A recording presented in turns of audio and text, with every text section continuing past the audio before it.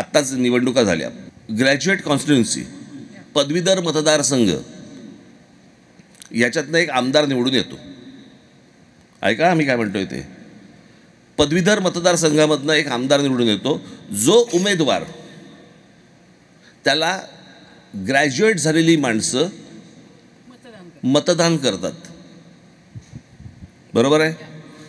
म्हणजे शिक्षित माणूस रांगेमध्ये उभा राहून त्या माणसाला मतदान करतो.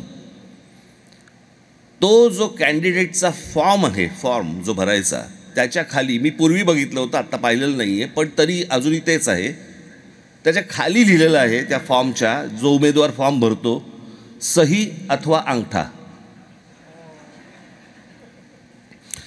म्हणजे तो उमेदवार शिक्षित असला पाहिजे अशी अट नाही आहे, पण त्याला मतदान करणारी माणसं ही शिक्षितच असली पाहिजेत. ही कोणती लोकशाही आहे? हा कुठचा प्रकार आहे?